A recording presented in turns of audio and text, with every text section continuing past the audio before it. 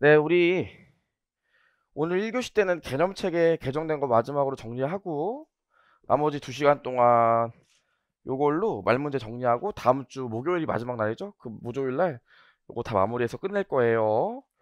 일단 여러분 스터디 가이드 키핸드북 30페이지 보시면 재무제표 요소의 인식은 저번 시간 했고 우리 그 30페이지 보면 재무제표 요소의 특정이 나와 있거든요. 오늘 조금 지루하실 수도 있는데 이 재무제표 요소의 측정은 이 개정된 것 중에서 그래도 시험 문제 나올 가능성이 좀 많은 것들이라 보셔야 되는데 우리 여러분 기본적으로 요 인식이 뭡니까? 네, 인식이 뭐예요?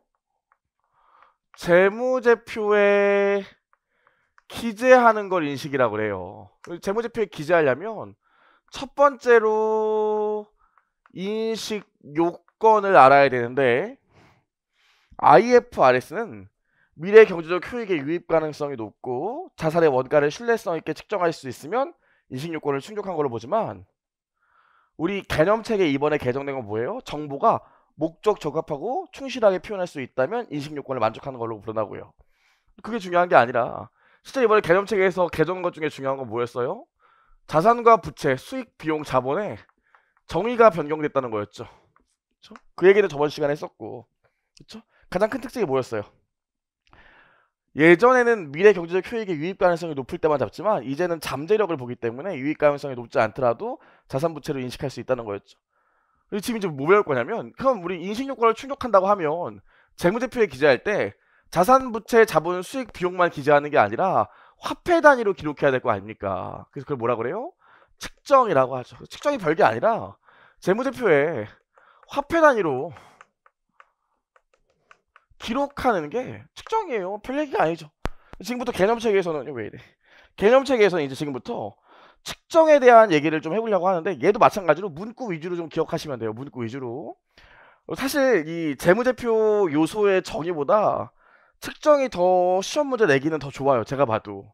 그렇죠? 워낙 저거는 어려운 면이 없지 않아 있기 때문에 보셔야 되는데 간단합니다. 그럼 일단 우리 측정을 보면 개념체계상에서 얘기하는 거예요. 개념체계상에서 측정을 보면 역사적 원가랑 저도 헷갈릴 수 있기 때문에 보면서 해야 돼요. 저도 몇 번 안 됐기 때문에 현행 가치가 있어요. 그쵸? 두 개로 나눈다고요. 그럼 이 역사적 원가 말고 현행 가치 안에는 또 몇 가지가 나눠져 있습니다. 이 안에 뭐가 나눠져 있냐면 첫 번째로 공정가치요. 페어밸류. 공정가치, 사용가치, 그 다음에 이행가치, 그 다음 뭐가 있어요? 현행 원가가 있어요. 요렇게. 그래서 우리가 지금부터 얘네들을 볼 거라고요. 얘네들이 시험 문제 나오는 포인트들만 보면 되기 때문에 사실 내용 자체는 그렇게 어렵지 않아요. 보시죠. 그럼 첫 번째로 역사적 원가가 나와 있는데 우리 시간이 없기 때문에 시험에 나올 수 있는 얘기들만 좀 해볼게요. 그럼 첫 번째로 일단 30페이지의 재무제표 요소의 측정을 보시면 첫 번째 문단의 세 번째 줄 좀 볼게요. 유용한 재무정보의 질적 특성과 원가의 제약을 고려함으로써 서로 다른 자산과 부채, 수익과 비용에 대해서 서로 다른 측정 기준을 선택하게 될 수 있을 것이다. 이게 사실 당연한 얘기죠. 여러분, 우리 유형자산이 있고 투자부동산이 있는데 일반적으로 유형자산은 정상적인 영업과정에서 사용할 목적이기 때문에 옛날에 구입가격만 관심이 있다고요? 어차피 지금 얼마짜리인지 그게 뭐가 중요하니 우리 팔지도 않을 건데. 하지만 투자부동산은 임대수익이나 매매 차익을 목적으로 하기 때문에 지금 얼마인지 궁금하다고요. 그래서 공정가치 모형을 쓰면 어떻게 해요? 공정가치로 측정하죠? 그 얘기예요. 그래서 가치 변동 거기 나와 있지만 서로 다른 측정 기준을 선택하게 될 수 있을 것이다. 재무제표 내에 여러 가지 측정 기준이 있지 하나의 기업에 대해서 하나의 측정 기준만 쓰는 건 아니잖아요. 이해하시고 넘어가시면 돼. 그럼 이제 넘어가서 이제 역사적 원가를 볼 건데 역사적 원가요. 역사적 원가를 보면 얘는 첫 번째로 시험에 나오는 게 뭐냐면 거기에요. 어디 보시면 되냐면 두 번째 문단 먼저 볼게요. 두 번째 문단 좀 졸리시겠지만 좀 참고요. 자산을 취득하거나 창출할 때 역사적 원가는 자산의 취득 또는 창출에 소요되는 원가의 가치로서 자산을 취득 또는 창출하기 위하여 지급한 대가와 거래 원가를 포함, 거기 거래 원가를 포함해 표시하시고요. 부채를 발생하거나 인수할 때 역사적 원가는 발생시키거나 인수하면서 취한 대가에서 거래 원가를 차감한 가치다. 차감해 준 표시를 하시면 됩니다. 그럼 역사적 원가를 보면 첫 번째로 알아야 될 게 이 거래 원가가 있는데, 자산 같은 경우에는 거래 원가를 가산하지만 부채는 거래 원가를 차감한다고요. 이거 사실 우리 알고 있죠? 금융자산 회계 처리 봐봐. 현금 나가면서 금융자산이 들어오고, 우리 금융자산 취득 시점에 수수료 있으면 어떻게 돼요? 현금이 나가죠. FVPL이 아니라 A씨금융자산이나 FVOCI면 어떻게 해요? 취득 원가에 가산하잖아요. 이 얘기예요. 사채 한번 생각해 봅시다. 사채는 현금이 들어오면서 사채가 발행되죠. 요 경우에 사채 발행비가 있으면 그것만큼 현금 나가면서 어떻게 했어요? 사채 발행가에 대해서 차감해 줬잖아요. 그 얘기예요. 아무 얘기도 아니죠. 그래서 거래원가 수수료가 발생하면 자산은 가산하지만 부채는 차감한다. 이거 봤던 얘기예요. 따라오시면 되고요. 첫 번째로 다시 두 번째 문단 보시면 뭐라고? 자산은 거래원 역사적 원가의 기준으로 할 때는 역사적 원가는 자산은 거래 원가를 포함시키고 부채는 거래 원가를 차감시킨다. 꼭 기억하시면 되고요. 다시 올라가서 첫 번째 문단을 볼 건데, 역사적 원가는 가장 중요한 게 뭡니까? 얘는 가치가 변동하더라도 얘를 고려해요, 안 해요? 안 하죠. 그쵸? 그게 역사적 원가의 가장 큰 특징 아니야? 옛날에 구입 가격이니까 역사적 원가라는 게. 그래서 역사적 원가는요, 가치의 변동을 반영하지 않아요. 그 문구가 거기 나와 있죠. 읽어보시면 역사적 원가는 자산 및 부채 관련 수익 비용 발생시킨 거래나 그 밖의 사건 쭉 나와 있는데, 두 번째 줄 끝에부터 보시면 현행 가치와 달리 역사적 원가는 자산의 손상이나 손실 부담에 따른 부채와 관련된 변동을 제외하고는 가치 변동을 반영하지 않는다. 가치 변동을 반영하지 않는다. 요거만 체크하시고, 손실부담 계약에 따른 부채가 뭐냐면, 우리 손실부담 계약 맺고 재고자산 기억나십니까? 그런 얘기가 있는데 전혀 문제를 모르셔도 되고, 역사적 원가는 가치의 변동을 반영하지 않는다. 여기까지만 기억하시면 돼요. 그렇죠? 여기까지 했고, 세 번째 문단으로 가면 이런 경우 있어요, 여러분. 세 번째 문단 이게 뭐냐면, 세 번째 문단은 뭔 얘기냐면, 이런 경우 있잖아요. 왜 내가 주식을 발행해주면서 자본금 주발초 발행하면서 자산을 얻어왔대. 뭐 이런 경우 있잖아. 무형자산 하면 더 헷갈리겠다. 자산을 취득했대요. 이렇게. 그럼 역사적 원가라는 게 기본적으로 내가 이 자산을 취득하기 위해서 제공한 대가의 공정가치를 말하는데, 내가 발행하는 우리 회사 주식의 공정가치를 잘 모를 수도 있다고요. 비상장 회사라면. 따라오시죠? 그 경우에는 우리 어떻게 해? 내가 취득한 자산의 공정가치를 취득가액으로 하잖아요. 요 얘기예요. 내가 취득하는 시점에 역사적 원가를 모르겠대. 내가 요 자산을 취득하기 위해서 얼마의 대가를 줬는지 모르겠대. 그럼 그때는 뭘로 가? 그때는 현행 원가, 이거 지금 구입했을 때 가격이 얼마냐, 현행 원가를 역사적 원가로 보죠. 그쵸? 읽어보시면 돼요. 세 번째, 시장 조건에 따른 거래가 아닌 사건으로 자산을 취득하거나 창출할 때 또는 부채를 발생시키거나 인수할 때 원가를 식별할 수 없거나 그 원가가 자산이나 부채에 관한 목적 적합한 정보를 제공하지 않을 수 있다. 이러한 경우, 여기가 중요한데, 그 자산의 부채의 현행 가치가 최초 인식 시점의 간주 원가가 되고, 그 간주 원가는 역사적 원가로 후속 측정할 때 시작점으로 사용된다. 이게 무슨 소리입니까? 이거 잘못 썼네. 역사적 원가가 아니라 역사적 현행 원가가 아니라 현행 가치죠. 이게 뭡니까? 지금 내가 얼마 주고 사는지 모르겠어. 그럼 현행 가치로 일단 측정치를 정한 다음에 요 금액을 기준으로 앞으로 모두 해. 감가상각도 하고 재평가도 하고 그럴 거 아닙니까? 그 얘기예요. 읽히시기만 하면 돼. 읽히시기만. 좋아요. 여기까지 봤고요. 마지막에 거기 한 줄 나와 있는 거 보세요. 네 번째 문단에 한 줄 나와 있죠? 일반적으로 여러분, 이 역사적 원가는 시간이 경과하면 가치의 변동이 있어요, 없어요? 거기 나와 있지만 시간이 경과하면 가치가 가치가 변동한단 말이야. 시간이 경과하면 요거에 따라 역사적 원가가 감소하는 걸 반영해 주죠. 가장 대표적인 게 뭡니까? 감가상각이요. 또 뭐가 있을까? 감가상각 말고 역사적 원가. 최초의 구입 가격을 내 장부 금액을 했는데 이게 시간이 경과함에 따라 가치가 줄어든대. 그 미래 경제적 효익을 소비한대. 감가상각 하잖아요. 요거랑 똑같은 거 뭐 있어요? 자, 그래서 유형자산을 취득하면 여기 취득 원가가 100이면 감가상각 할 때마다 자산의 장부 금액이 줄어들잖아요. 내가 그래서 요 라인을 뭐라고 그랬죠? 요걸 상각 후 원가라고도 하지만 변해가는 취득 원가라고 얘기한다고 했었죠. 교말이에요. 다른 말로 금융자산 같은 경우에도 내가 100원에 취득했는데 유효 이자율법에 의해서 이렇게 상각해서 올라간대. 요것도 뭐라고 그래요? 요것도 상각 후 원가라고 그러죠. 그럼 상각 후 원가는 역사적 원가의 한 종류 아니야?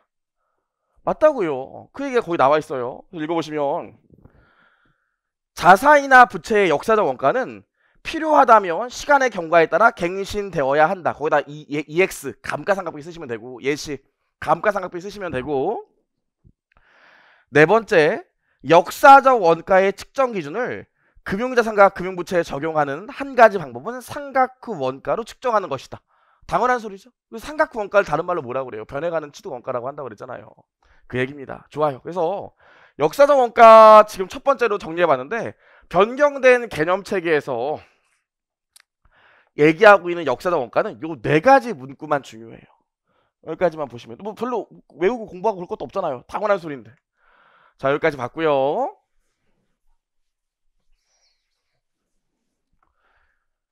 이제 교재를 보시면 31페이지에 측정 기준에서 현행 가치가 나오거든요. 현행 가치 안에 공정 가치도 있고 사용 가치도 있고 이행 가치도 있고 현행 원가도 있는데 요 현행 가치의 특성만 하나 물어보면 얘기하면 첫 번째로 이 현행 가치. 현행 가치의 특성은 뭐냐면 측정일의 조건을 반영한다는 거예요. 역사적 원가는 옛날의 구입 가격이기 때문에 지금 내가 측정한다고 해도 그냥 옛날의 구입 가격 얘기해주면 되는 거 아니겠습니까? 하지만 현행 가치는 좀 이따 배우겠지만 지금 시점의 가치를 얘기하는 거나 미래 시점의 가치를 얘기하는 거기 때문에 측정 시점에 조건이 바뀐 게 있다면 그 조건을 당연히 반영해 주어야 돼요. 요즘엔 그 가격이 떨어졌는데 그래요? 따라오시겠죠? 여기까지. 왜요? 그래서 거기 보시면 현행 가치의 측정치는 측정일의 조건을 반영하기 위해서 갱신되는 정보를 사용하여 자산 부채 및 관련 수익과 비용에 화폐적 정보를 제공하다 나와 있는데 제일 중요한 게 뭐예요? 첫 번째 줄에 나와 있는 측정일의 조건을 반영. 이게 제일 중요해요. 현행 가치는 측정일의 조건을 반영합니다. 지금이나 미래 가치를 측정하는 거기 때문에 당연히 측정하는 시점의 조건을 당연히 반영해 줘야 돼요. 두 번째로 아주 쉽게 얘기하면 이 현행 가치라는 건 지금 현재 가격이거나 미래 가격이거든. 지금 현재의 가격이거나 미래 가격이라고요. 이 현행 가치는 지금 현재 가격이나 미래 가격이기 때문에 옛날에 얼마짜리인지가 고려 대상이 아니야. 절대로 아니에요. 그래서 이 현행 원가는 역사적 원가를 전혀 고려하지 않아. 옛날에 얼마 주고 샀는지가 무슨 상관이야. 지금 얼마짜리인지가 중요하지. 근데 그 말을 겁나 어렵게 써놨다고요. 첫 번째 문단에 세 번째 줄 끝에 보시면 역사적 원가와 달리 자산이나 부채의 현행 가치는 자산이나 부채를 발생시킨 거래나 그 밖의 삭간 가격으로부터 부분적으로라도 도출되지 않는다. 나와있죠? 자산이나 부채의 현행 가치는 자산이나 부채를 발생시킨 거래나 그 밖의 사건의 가격. 이게 역사적 원가예요. 역사적 원가로부터 부분적으로라도 도출되지 않는다. 절대로 반영하지 않는다는 뜻이에요. 그래서 거기 뭐라고 쓰시면 돼? 자산이나 부채를 발생시키는 거래나 그 밖의 사건의 가격. 그걸 뭐라고 쓰시면 돼? 역사적 원가예요. 현행 원가는, 현행 가치는 역사적 원가를 요만큼이라도 반영하지 않아요. 아예 전혀 다른 얘기라고요. 옛날에 산 거랑 지금 가격이랑 무슨 상관이야. 이해하시겠죠? 여기까지 보시면 되고요. 그 다음에 이 현행 가치 안에 뭐가 있다고? 첫 번째로 공정가치가 있다고요. 다 왔어요. 저도 이게 처음에 기준석이 바뀌어가지고 읽어볼 때는 몇 줄 걸렸지만 정리하면 몇 개 안 돼요. 공정가치. 공정가치는 우리 좀 이따 말문제 특강하면서 또 정리할 거지만 공정가치의 가장 큰 특징이 뭡니까? 공정가치 하면 세 가지가 기억나야 되는데 뭐? 시장에서 됐어요. 나중에 얘기할게요. 거기 보시면 써있죠? 공정가치는 측정일에 시장 참여자 사이에서 정상거래에서 자산을 매도하거나 매도할 때 받거나 부채를 이전할 때 지급하게 될 가격. 자산을 매도한다는 소리니까 자산이 나간다는 소리죠. 부채를 이전한다는 소리니까 이전할 때니까 부채가 나간다는 소리죠. 그래서 공정가치를 다른 말로 뭐라고 그래 우리가? 얘를 유출가치라고 하죠. 자산이 나가거나 부채가 이전되는 거기 때문에 재무제표로부터 나갈 때의 가격이 공정가치예요. 그렇죠? 유출가치. 하지만 여러분 유출가치 요걸 외우는 게 아니라 거기 지금 제가 읽어드린 거기 부분 자산을 매도할 때 받거나 부채를 이전할 때 지급하게 될 가격 거기다가 뭐라고 쓰면 돼? 유출가격이라고 쓰시면 돼요. 유출가격. 시험은 제가 요약한 요 단어들이 나오는 게 아니라 문구가 그대로 나오니까 31페이지 동그라미 1번 공정가치의 첫 번째 줄이요. 그죠? 좋아. 여기까지 봤고 자 두 번째로 공정가치는 요거만 기억하시면 되는데 아까 우리 역사적 원가는 거래원가 발생 시점의 수수료를 고려했지. 하지만 공정가치는 거래원가를 절대로 고려하지 않아요. 이거 나중에도 아니구나. 이 말문제 특강 할 때 얘기를 할 건데 공정가치는 다른 기준서가 별도로 있으니까 여러분 거래원가가 뭐예요? 부동산을 내가 만약에 취득하거나 처분하면 복비 내잖아요. 복비. 이게 거래원가라고요. 그럼 다시 해보자. 여기 마장동 소시장에 있어. 소를 팔기로 했대. 소 판매할 때 소를 팔아주는 브로커한테 지급하는 수수료가 있을 거라고요. 소를 내가 직접 누렁이 팝니다. 누렁이 목에 걸어놓는 게 아니라 일단 브로커한테 맡기니까 걔한테 주는 게 수수료라고요. 이게 뭐가 돼? 이게 거래원가예요. 나온 김에 좀 얘기를 해보죠. 그 다음 뭐가 있어? 우리 소 농장은 저기 인천에 있는데 마장동 소시장까지 소를 태워서 가야 될 거 아닙니까? 그걸 뭐라고 그래? 운송원가라고 있어요. 운송원가. 그럼 여러분 아셔야 되는 게 있는데 공정가치를 계산할 때 거래원가는 공정가치에 포함시키지 않고요. 운송원가는 공정가치에 포함시켜요. 뒤에서 또 배울 거지만 왜 그럴까? 왜 그럴까? 여러분 제가 회계법인 입사했을 때 한영회계법인에 이제 이직했을 때 거기서 신입 회계사들 새로 들어온 회계사들 필리핀으로 10일 동안 연수를 보내줬다고요. 가서 그냥 노는 거예요. 아무도 교육할 생각도 없고 아무도 교육 들을 생각이 없어요. 노는데 그래도 평일날은 교육을 하니까 일정이 있다고요. 근데 주말에 할 게 없잖아. 그럼 애들 또 필리핀에 풀어놓으면 사고 칠까봐 관광버스 태워갖고 필리핀 주변을 이렇게 관광한다고요. 마닐라 주변에 이게 팍사간 폭포라고 있어요. 플래툰 배경인데 거기 가면은 여기 폭포가 이렇게 있다고. 폭포가 엄청 큰 폭포가. 근데 여기서부터 여기까지 이렇게 개울이 있어. 강 비슷하게 있다고. 그럼 여기 나룻배가 있는데 나룻배에 3명씩 태워갖고 뱃사공 2명이서 여기서부터 여기까지 이렇게 폭포 역류해서 간다고요. 한 1시간 타. 재밌어요. 타고 올라간다고요. 이 동네에서 제일 잘 나가는 1등 신랑감이 이 사람들이라고 하더라고요. 팁도 받고 하니까.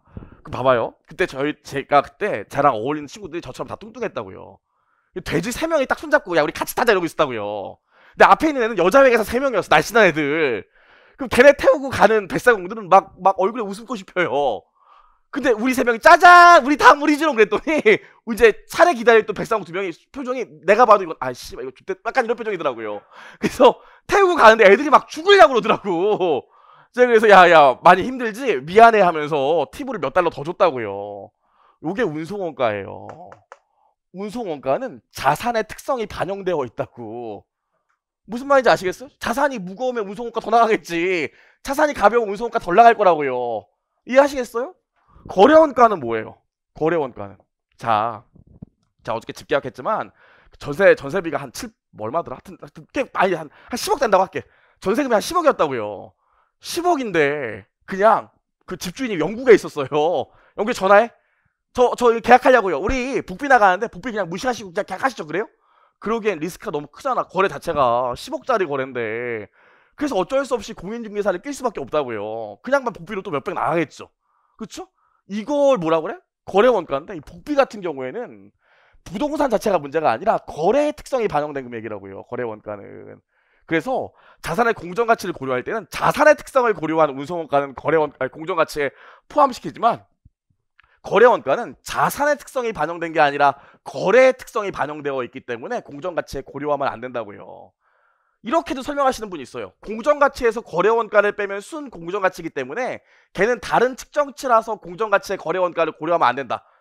그거는 아주 쉽게 얘기한 거고 본질은 이 얘기라고요. 이해하시겠어요? 그래서 공정가치는 다시 한번 나오지만 거래원가에 고려되면 거래원가를 고려하면 안 돼요.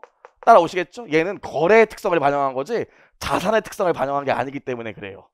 오케이, 여기까지 봤고 나머지는 할 얘기 없습니다. 그래서 여기까지 보시면 되고 이제 사용가치랑 이행가치 있는데 이것도 쉬워요. 같이 보시면 돼.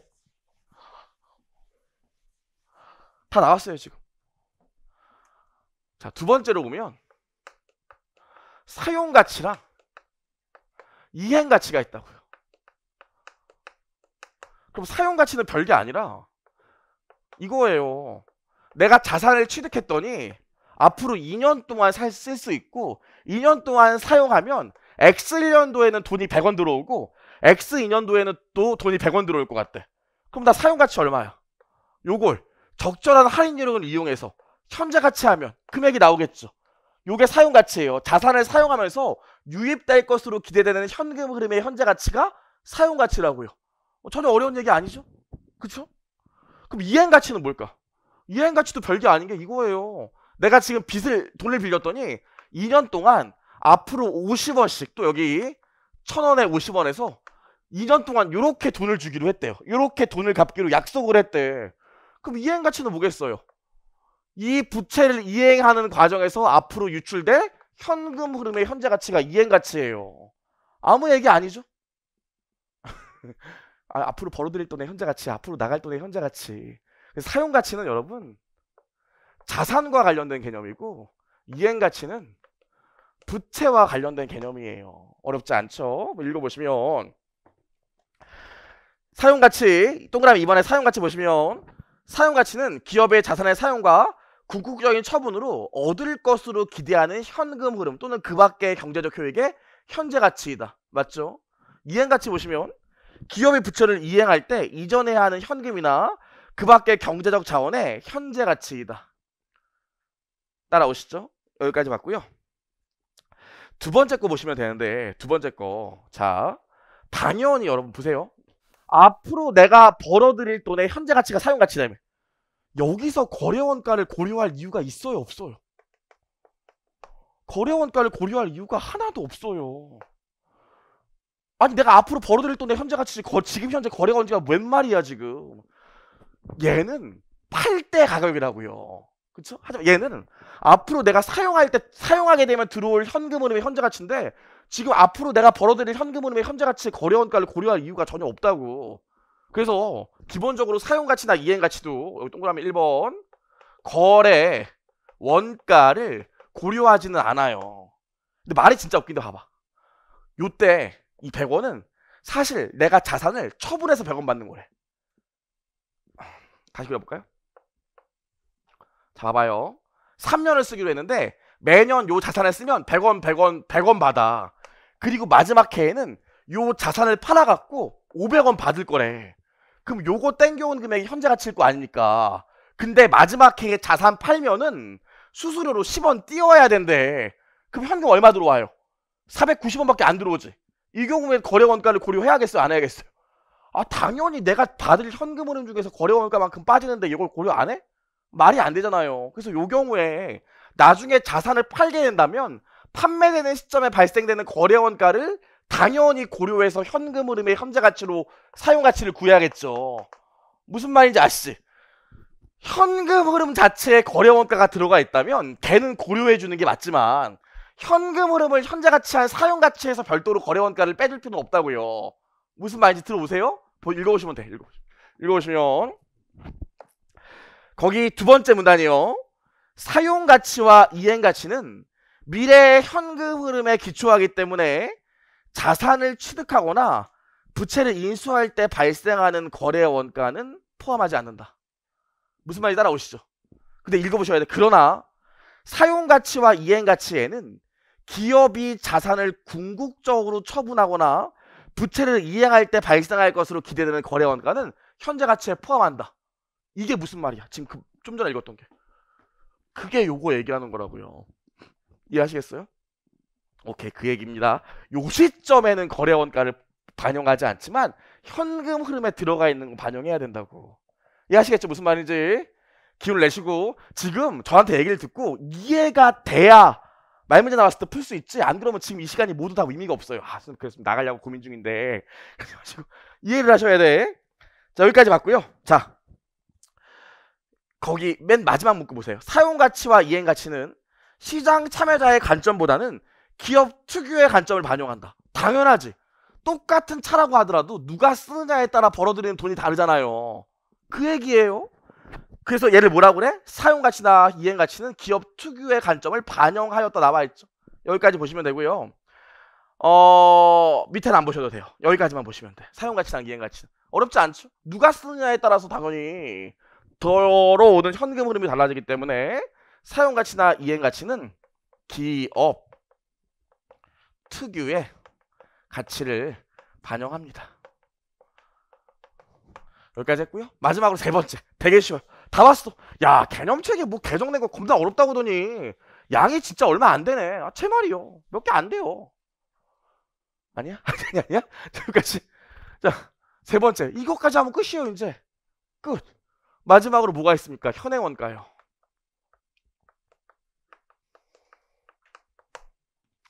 현행원가. 얘는 지금 샀을 때 얼마냐는 거야. 지금 샀을 때 얼마. 다른 말로 뭐랑 차이가 있어요?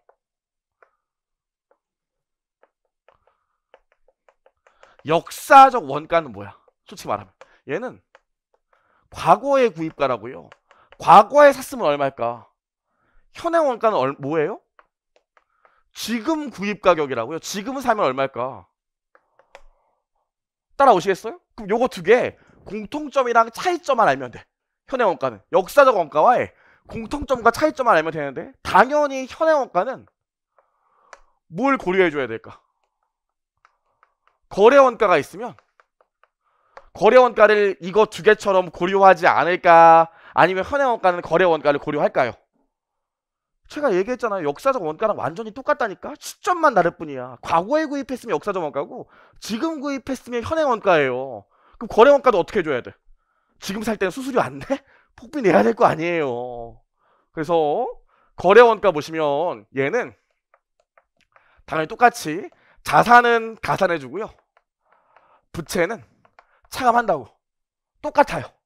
어렵지 않지? 두 번째. 측정일에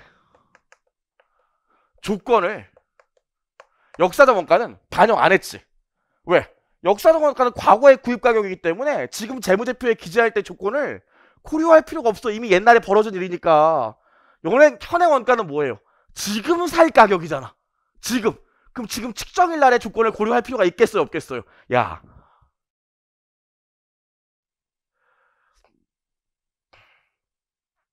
제 부동산 투자 실패했던 거, 저희 아버님 부동산 투자 실패했던 거 얘기했잖아요. 제가 그래서 이번에 이사 갈 때 엄마한테 엄마 나 그 어느 동네 가기로 했어 그랬더니 엄마도 기억하시더라고요. 아이고 잠실 내가 옛날에 살려고 했었는데. 근데 엄마 갑자기 밑에 내가 여러분한테 얘기했던 아빠의 부동산 투자의 역사를 엄마가 카톡으로 나한테 다시 얘기해 주더라고. 그래서 아이고 내가 그때 샀더라면 아이고 그때 목동 아파트를 팔지 않았더라면 쭉 얘기하더라고요. 그래서 제가 뭐라고 했잖아요. 엄마 이미 다 끝난 얘기를 뭐하러 해. 지금 살려면 겁나 비싸. 복비도 비싸고 막 그런 얘기 했다고요. 측정일의 조건을 반영해야 돼, 안 해야 돼? 당연히 현행 원가는 반영해야죠. 지금 살 때니까 지금 측정일의 조건을 당연히 반영해야 되지 않겠습니까? 따라오시죠. 이게 다예요. 그럼 읽어보시면 현행 원가 첫 번째 줄 자산의 현행 원가는 측정일의 현재 동등한 자산의 원가로서 측정일에 지급할 대가와 그날에 발생할 거래 원가를 포함한다. 부채의 현행 원가는 측정일 현재 동등한 부채에 대해서 수취할 수 있는 대가에서 그날 발생한 거래 원가를 차감한다. 보이시죠? 자산은 거래 원가를 포함한다. 부채는 거래 원가를 차감한다. 그래서 거기 뭐라고 나와 있습니까? 현행 원가는 역사적 원가와 마찬가지로 유입 가치다. 이 얘기도 나와 있네요. 맨 밑에 보시면 될 것 같은데. 그러나 맨 밑에 맨 끝에요. 그러나 현행 원가는 역사적 원가와 달리 측정일의 조건을 반영한다. 이해하시겠죠? 여기까지요. 그래서 지금 제 생각에는 요것만 구성해도 한 문제는 금방 돼요. 사실 이거는 저희 같은 강사들도 진짜 몇 달을 고민해서 뜻을 찾고 그래도 모르면 다른 사람 거 보고 서로 보고 막 이러고 있기 때문에 이거 어렵다고요. 출제위원들이 이것까지 낼 수 없어요. 제가 볼 땐 요게 그래도 제일 명확하기 때문에 혹시 내면 요게 제일 가능성이 높아요. 꼭 기억하셔야 되고 아시겠죠? 여기까지 해서 봤는데 아직 안 끝났어. 100% 다 끝난 건 아니에요. 지금부터 31페이지, 32페이지, 33, 34, 35, 와 겁나 길죠? 36, 37 아직 남아있잖아요? 모든 학원이 여기는 안 가르쳤다고요. 내용이 어렵기 때문에 안 가르쳤어요. 언젠간 가르치겠지만 올해는 아니에요. 하지만 그래도 시험에 나올 항목들이 몇 개 있으니까 제가 몇 개만 체크해 드릴게요. 31페이지에 역사적 원가 보이시죠? 맨 밑에 역사적 원가. 31페이지 맨 밑에 동그라미 역사적 원가 보이시죠? 거기 두 번째 문단 보면 뭐라고 나와 있어요? 일반적으로 31페이지 3번에 동그라미 1번에 첫 번째 문단 말고 두 번째 문단 일반적으로 기업이 시장 조건에 따라 최근에 거래해서 자산을 취득한다면 기업은 그 자산의 최소한 자산의 원가를 회수하는데 충분한 경제적 효익을 제공할 것으로 기대한다. 이거 체크 좀 할게요. 이게 뭔 소리냐면 제가 그 총각 때는 이런 말 그렇지만 뭐 이렇게 기념일날 이벤트 이런 거 하는 것도 되게 좋아했다고요. 그냥 좋아했어요.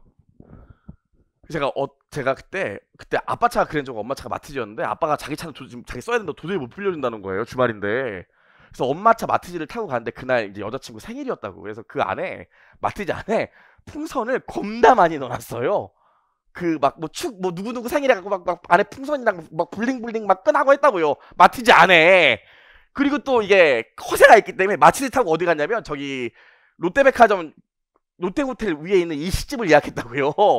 갔어 롯데호텔까지 발렛을 하려고 그러는데 안 오는 거예요 사람들이. 이 마티즈 무시하는 거 아니고요.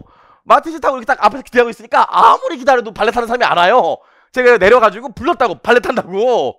그랬더니 이 발렛 그 하시는 분이 죄송합니다 뛰어오시더니 마티즈 문을 딱 열더니 푹 이러더라고요.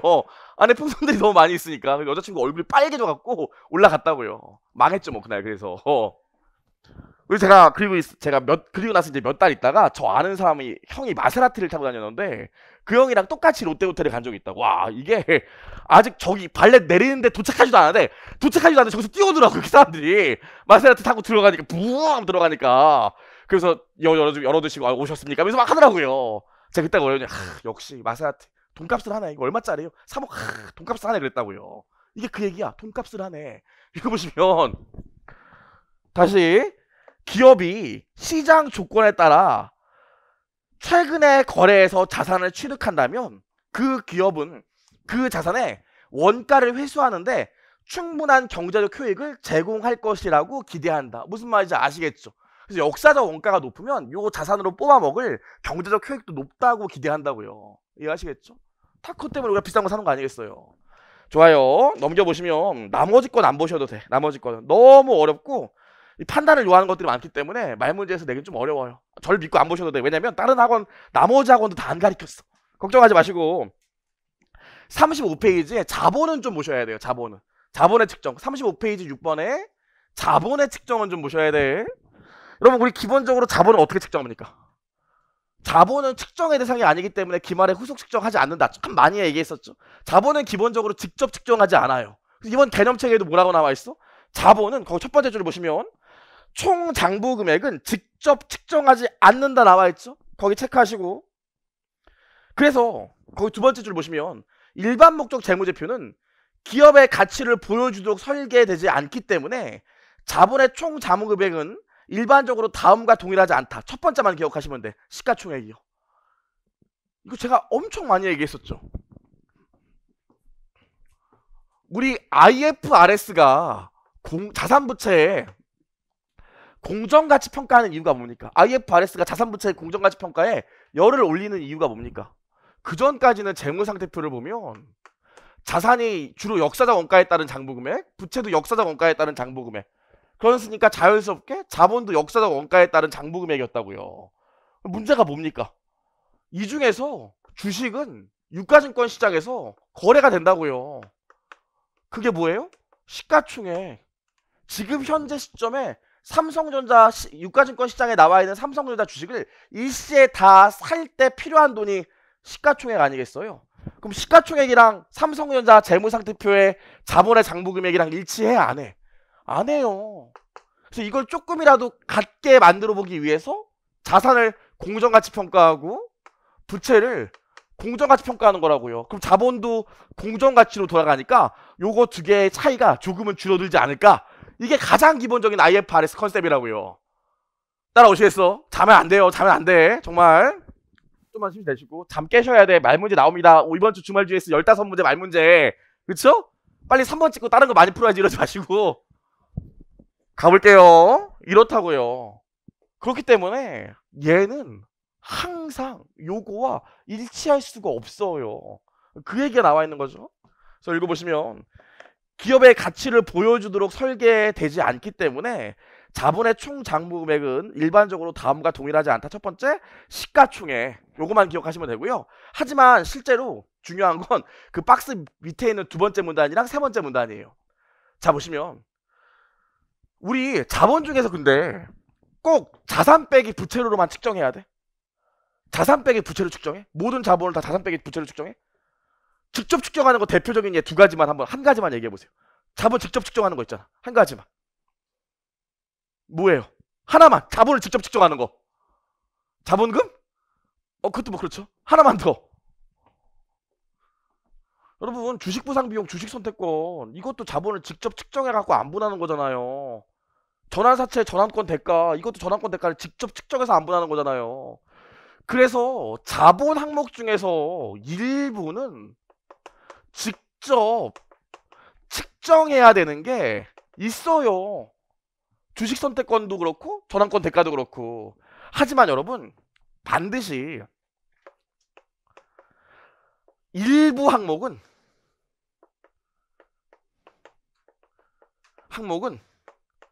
반드시 자산 빼기 부채로 측정해 줘야 된다고요. 몇 개는 자본을 직접 구할 수 있지만 일부 항목은 자산 빼기 부채가 자본이 나와야 되기 때문에 대차를 맞추기 위해서라도 일부 항목은 꼭 자산 빼기 부채로만 구해야 된다고 개념체계에 써놨습니다. 읽어볼게요. 총 자본을 직접 측정하지는 않지만 자본의 일부 종류와 자본의 일부 구성 요소에 대한 장부금액은 직접 측정하는 것이 적절할 수 있다. 주식 선택권 써놓으시면 돼요. 거기 예, 주식 선택권. 그럼에도 불구하고 총 자본은 잔여 지분으로 측정되기 때문에 적어도 자본의 한 항목은 직접 측정할 수 없다. 따라오시겠죠? 무슨 얘기인지? 그럼 여러분 하나 더. 이 자본이라는 건 마이너스도 가능합니까? 안 합니까? 자본은 마이너스가 가능해요? 안 해요? 가능하지. 결손금 있잖아요. 결손금. 결손금 때문에 자본이 마이너스 될 수도 있다고요. 결손금은요 당기손익이 마이너스 때문에 이익잉여금을 갉아먹잖아요. 이걸 결손금이라고 하는데 결손금이 너무 커져서 주주와의 거래인 자본금, 자본잉여금, 자본조정까지 다 갉아먹으면 완전 자본잠식이라고 얘기하죠. 실제로 결손금 때문에 자본이 마이너스 될 수도 있다고요. 따라오시죠. 읽어보시면 마찬가지로 총 자본은 일반적으로 양액값이지만 어떤 자산과 부채가 인식되는지와 어떻게 특정되는지에 따라 음액값을 가질 수도 있다. 따라오시겠죠? 여기까지는 꼭 읽어 놓으셔야 돼. 봤고요. 현금 흐름 측정의 기준의 측정 기법이 있는데 이거는 체크만 할게요. 현금 흐름 기준 측정 기법의 첫 번째 문단의 첫 번째 줄만 볼게요. 측정치를 추정하는 한 가지 방법은 현금 흐름 기준 측정 기법을 사용하는 것이다. 이러한 기법은 측정 기준이 아니다. 이거 체크할게요. 현금 흐름을 측정하는 기법은 측정 기준이 아니에요. 그렇죠? 다양한 방법을 쓸 수 있다는 소리야. 측정 기준이 아니라는 소리가.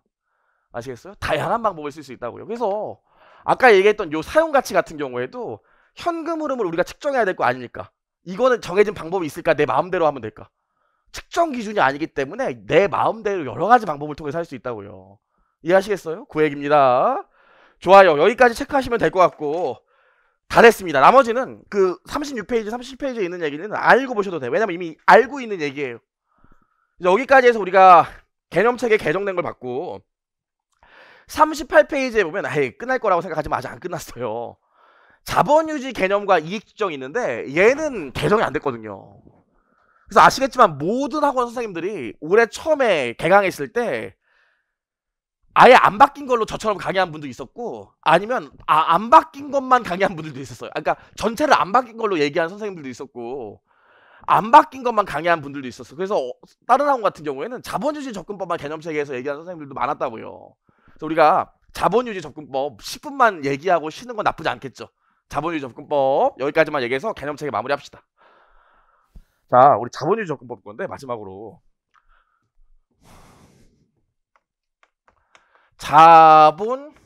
자본유지 접근법을 볼 건데 얘는 세무사 시험에 계산 문제가 한번 나온 적이 있었죠. 한 번만 보면 자본유지 접근법은 뭐냐면 아주 쉽게 얘기하면 개념체계에서 얘기하는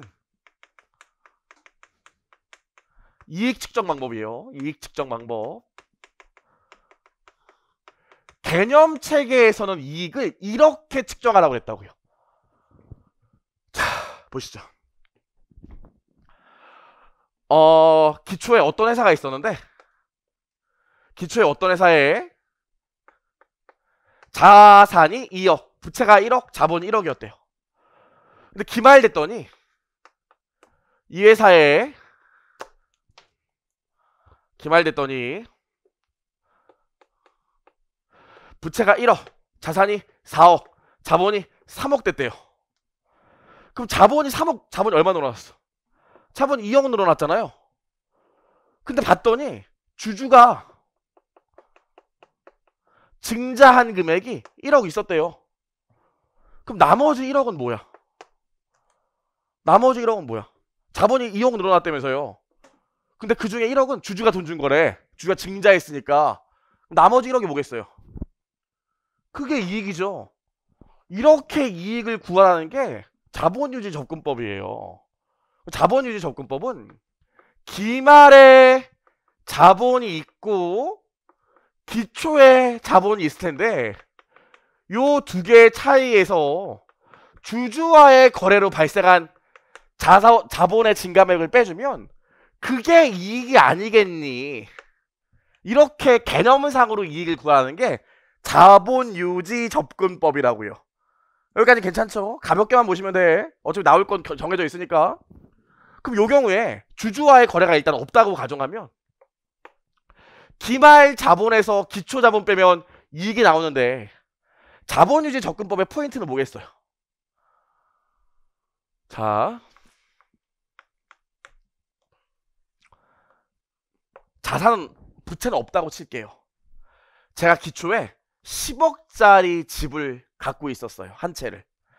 근데 기말됐더니 이 집이 15억짜리가 됐대요. 그럼 저 같은 경우엔 와이프한테 이렇게 얘기할 거예요. 여보, 부의 추월차순에 오른 기분이 어때? 기초에 10억 있었는데 기말에 15억 됐으니까 앉아서 5억 벌었네. 이렇게 얘기할 거라고요. 그럼 저희 와이프가 뭐라고 그러냐면 오빠 진짜 감이 떨어지네. 저희 와이프 어저께 마지막으로 이제 퇴사하기 직전에 마지막으로 월급 받았거든요. 그래서 저한테 어저께 큰맘 먹고 월급을 인증하더라고요. 얘기해도 되나? 그 시중 4대 은행 중에서 제일 조그만 은행이에요. 4대 은행 중에서 제일 조그만 은행인데 저희 와이프가 8년 차거든요. 980만 원인가 받았더라고요, 월급을. 물론 보너스가 들어온다 얘기긴 하지만 제가 그래서 잘했지 그러더라고요. 그래 잘했다. 이제 다시는 받을 수 없는 금액이지 막 이랬던. 와이프 되게 똑똑해요. 이제 무슨 얘기하고 싶냐면 저희 와이프한테 이런 얘기를 하면 이럴 거야. 오빠 지금 물가 상승률이 20%였어. 그럼 10억을 가만히 갖고 있으면 10억이랑 똑같이 내가 물건을 사려면 물가 상승률이 20%니까 12억이 있어야 된다고. 따라오시죠? 내가 10억으로 물건을 살 수 있는 금액이 기말되면 12억이 돼야 된다고요. 그쵸? 그럼 기말에 지금 15억이 있으면 오빠가 번 돈은 3억밖에 안 돼. 이렇게 얘기할 수도 있을 거라고요. 저희 어머니가 좀 되게 냉정하시거든요. 저희 엄마는 이렇게 얘기할 거야. 야, 이 등신아. 너 어차피 집 한 채 있는데 니네 집값이 15억 된 거 아니야. 그럼 여전히 너는 네가 살고 있는 그 집 하나 살 수 있는 능력밖에 없어. 그럼 여전히 네가 기말에 네가 살고 있는 집 살려면 15억 있어야 되는 거니까 네가 돈 버는 건 하나도 없어. 너 그냥 그 집 살고 있잖아. 저희 엄마는 이렇게 얘기할 거라고요. 자, 봐봐. 이 세 가지 경우에 이익을 측정할 때 가장 포커스가 되는 금액이 뭐였어요? 이 세 가지 경우에서 이익을 측정할 때 가장 포커스가 되는 금액이 뭐였습니까? 내가 기초에 갖고 있는 자본을 얼마로 보느냐에 따라 이익이 다 달라졌잖아요. 자본 유지 접근법은 기초에 내 자본을 어떤 금액으로 보느냐에 따라서 이익으로 측정하는 금액이 달라진다고요. 따라오시겠어요? 어렵지 않지? 첫 번째로 재무적 자본 유지가 있고요. 실물 자본 유지가 있어요. 재무적 자본 유지는 투자된 화폐에게 관심이 있거나 투자된 구매력에 관심이 있다고요. 다른 말로 얘는 뭐? 돈에 관심이 있다고. 돈에. 하지만 실물 자본 유지는 뭐에 관심이 있냐면 생산 능력. 너 어차피 집 하나 살 능력밖에 없잖아. 혹은 조업도. 네가 갖고 있는 게 집 하나밖에 아니야? 조업도에 관심이 있다고요. 따라오시겠어요? 그래서 이 자본유지 조건법은 기초 자본을 어떤 금액으로 보느냐에 따라서 이익이 달라지는데 이렇게 볼 수도 있고 이렇게 볼 수도 있다고요. 10분만 더 하고 끝낼 테니까 좀만 기운 냅시다. 그럼 요 경우에 두 개로 나눠볼게요. 명목화폐 자본유지가 있고요.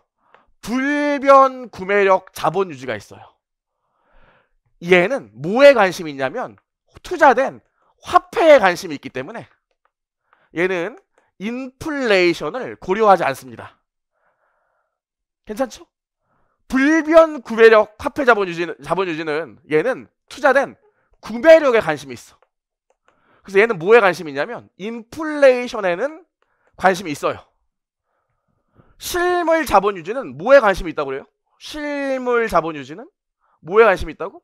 생산 능력이나 조업도에 관심이 있기 때문에 화폐로 측정하는 게 아니라니까. 내 생산 능력으로 측정한다니까. 그래서 얘는 인플레이션이랑 전혀 관련이 없어요. 따라오시죠? 일단 여기까지만 하고 아예 결론을 얘기합시다. 아예 결론을. 여러분, 그럼 이렇게 지금 세 개로 나눠봤는데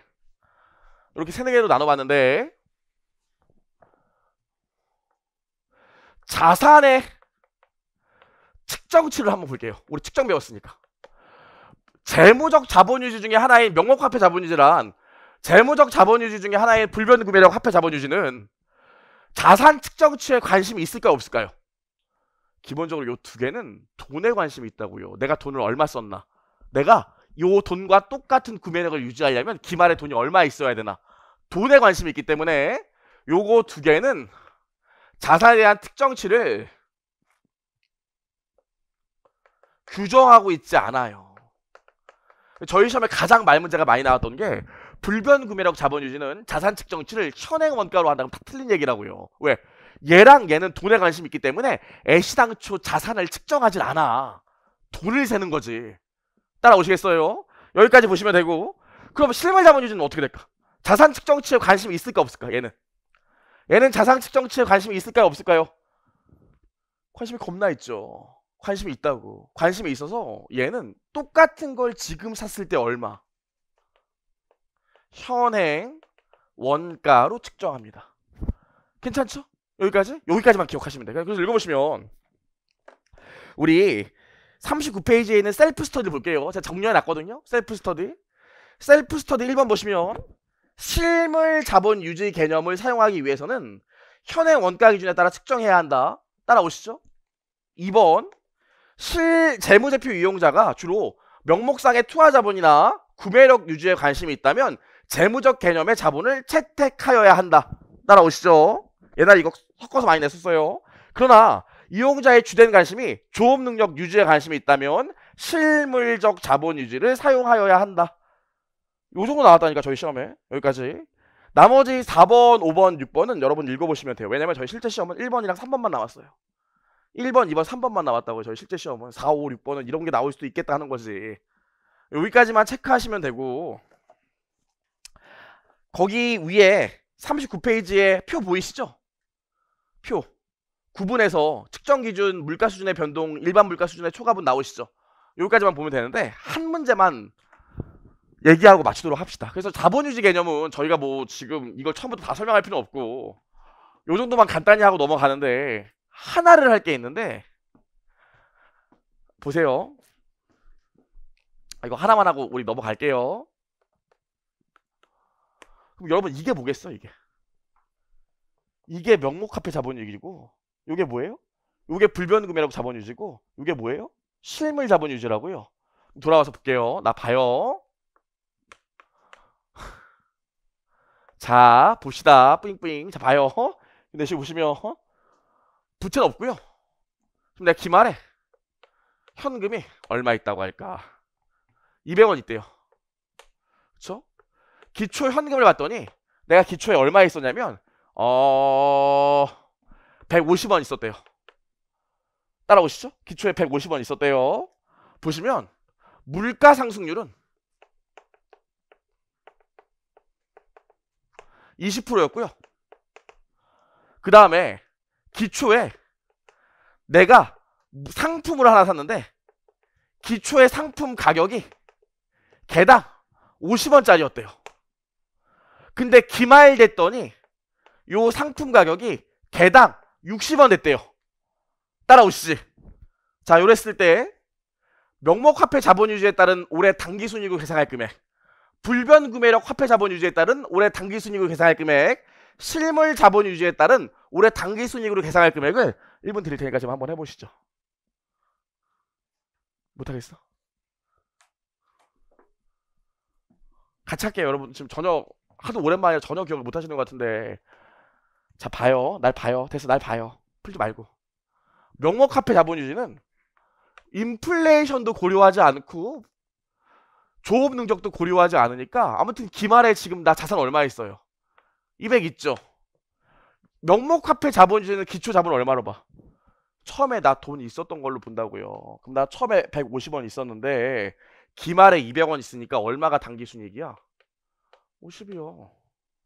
이게 뭐? 명목화폐 자본유지상의 당기순이익이요. 놀랍게도 우리 세무사 시험엔 저 말문제보다 계산 문제가 나왔지롱. 자, 불변구매력 화폐 자본유지 볼게요. 기말 얼마 있어요? 200 있죠. 기초에 150 있지만 물가 상승률이 몇 프로입니까? 20이죠. 그럼 150에다가 1 더하기 20% 하면 얼마 나와요? 100 얼마? 80이죠. 180 맞죠? 180. 제가 원하는 키웠는데 안 되더라고요. 180. 그럼 야, 너 실제로 30만큼은 이거는 이익으로 보면 안 돼. 자본 유지라고. 네가 기초 대비 동일한 구매력을 유지하려면 30원 정도는 자본 유지가 돼야 돼. 이게 이익으로 보면 안 된다고요. 따라오시죠. 그럼 요 경우에 당기순이익 얼마입니까? 20. 어렵지 않죠? 자, 실제 저희 시험은 실물 자본 유지가 나왔다고요. 실물 자본 유지. 실물 자본 유지 같은 경우에 봐봐. 지금 기말이 200 있고요. 기초 150 있었어요. 자, 요거는 한번 드릴게. 한번 해봐. 이건 한번 드릴게. 한번 해봐요. 할 수 있잖아. 다 한 번씩 풀어봤잖아요. 이럴 때 좀 그래요. 자, 한번 해봐 그랬는데 다 아무도 계산기랑 노트를 보지 않는 자 볼게요. 여러분 실물 자본주의는 아까 뭐라고 그랬어? 구매력, 조업도나 생산 능력에 관심이 있다고 그랬지. 그럼 나는 기초에 돈 150원이 있었는데 기초의 상품 가격이 얼마야? 50원이니까 3개를 살 수 있었다고요. 그럼 기말에도 나는 몇 개 살 수 있는 능력을 유지해야 돼? 3개 살 수 있는 능력을 유지해야 되니까 180원을 유지해야 돼요. 따라오시겠어요? 3개 살 수 있는 능력을 유지하려면? 그럼 자본 유지율 얼마가 돼? 30. 그래서 단기 순이익으로 20 가면 되겠죠. 여러분이 어느 학원에서 수업을 들었던 간에 모든 학원 책에 2015년 세무사 1차 시험 문제로 요게 나왔는데 그때 시험 어떻게 되냐면 3개 중에서 2개 샀다고 문제를 냈다고요. 3개 중에 2개 샀다고. 3개 중에 2개 사서 2개 팔았다고 냈다고요. 그래도 우리는 뭐에 관심이 있어? 구매할 수 있는 능력, 조업 능력에 관심이 있기 때문에 실제로 내가 최대로 살 수 있는 개수에다가 기말 가격을 곱해줘야 했어요. 아시겠습니까? 여기까지만 정리하시면 돼요. 그래서 실제로 자본유지 기본 강의 때는 엄청 길게 한 시간 넘게 설명하지만 말문제 포인트가 여기랑 조고 계산밖에 없어요. 할 수 있겠지? 여기까지는 하셔야 돼. 좋아요. 여기까지 해서 개념체계 개정 특강은 다 마쳤고요. 잠깐 하셨다가 요걸로 말문제 특강 할 건데 여러분 46번까지는 우리가 지금 했어요. 나눠드린 거에 46번까지 했다고요. 그래서 47번부터 공정가치부터 시작할게요. 잠깐 쉬겠습니다.